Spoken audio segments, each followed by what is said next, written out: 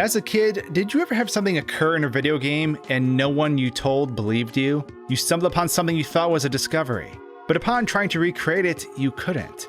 So of course, no one believed you. And worst off, you might have been put into the category of being a liar for trying to spread a fake rumor. But you know it happened. You saw it happen. There was one time this occurred with me in Ocarina of Time, and involved picking up an item that I thought sapped my magic use forever. What I thought was a black ball was more than likely a bomb that I picked up, in conjunction with somehow glitching out Nehru's love. This kept my magic meter flashing, and I remember calling up my friends about it. However, I wasn't able to recreate it, so I had no proof.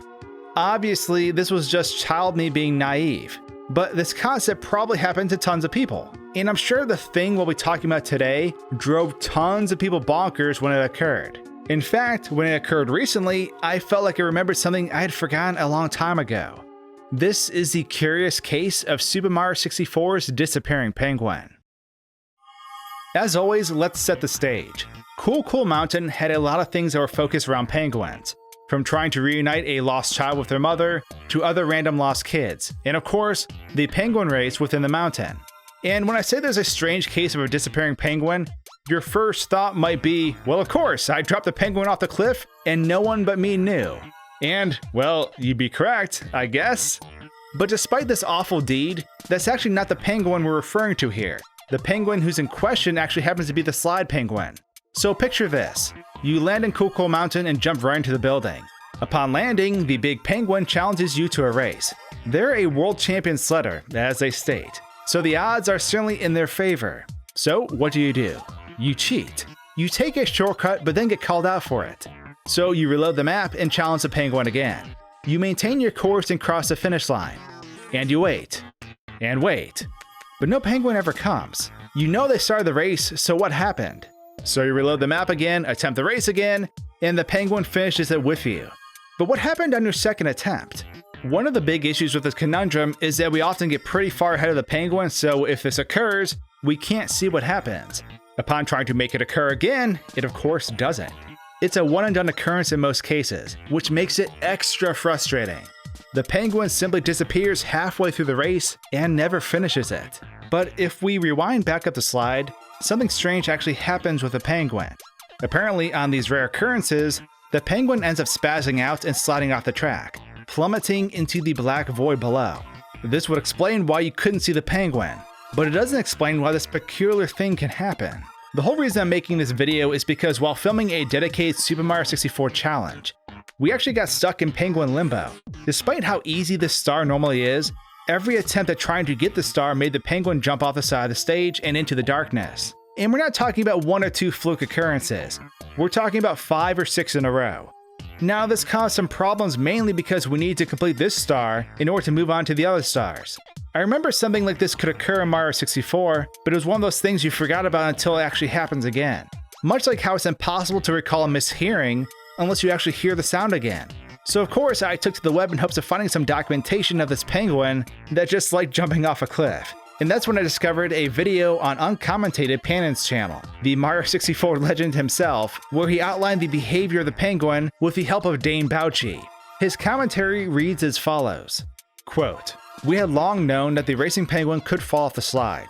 However, one of the only videos we could find of this was this video. Using this video as a guide, I spent over 10 hours trying to recreate it myself, by manually tasking the same inputs as best as I could. I repeated this process over and over, and some of my attempts got pretty close. Thus, I then took some of my best attempts and gave them to Dane Bouchie, who created a brute forcer that would repeatedly redo the 5 seconds before the penguin was supposed to fall off, but would use randomly generated inputs each time. Specifically, the brute forcer would choose a random number of frames between 1 and 10, and a random input between coordinates -127, -15, and -127, 60. Then do that input for that many frames before repeating this process. Eventually, the brute forcer did find a sequence of inputs that made the penguin fall off the slide, which is what's shown in this video.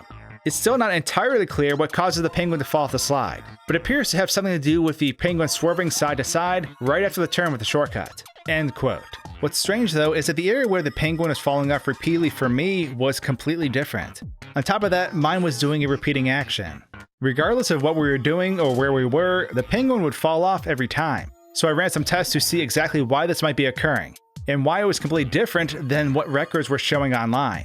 Part of the reason why the penguin falls off this cliff normally is due to what is known as rubber banding AI. I wasn't aware that's what this term was actually called, but you've probably encountered it in racing games before. Basically, no matter what you do, your opponent is always going to be just out of reach or always behind you.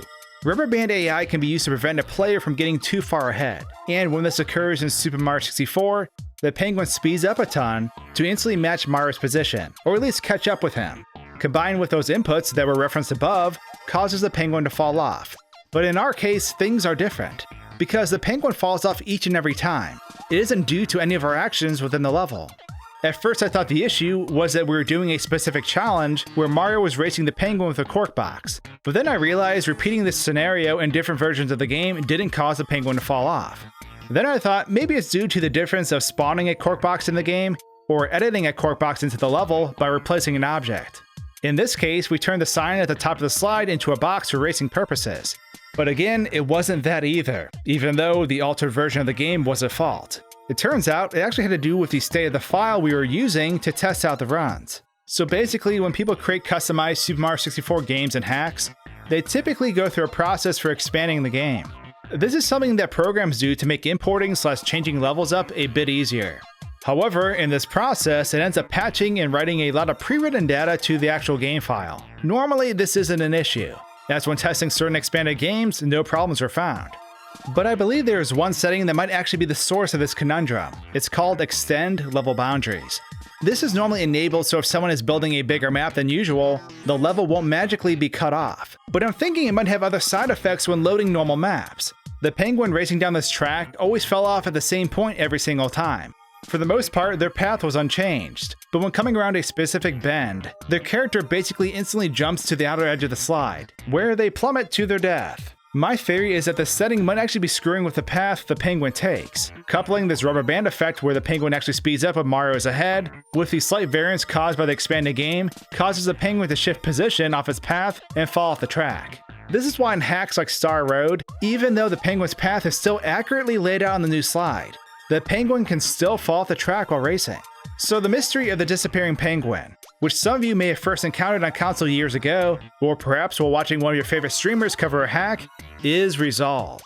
Uncommented Pan's breakdown with the help of Dame Bouchy outlines the original game's problem, and hopefully I'm not too far off myself when it comes to tackling the modded game's occurrence. With this, the curious case of Mario 64's disappearing penguin has been put to rest. But now that I shared all that, did you ever encounter this bizarre occurrence when you played the game?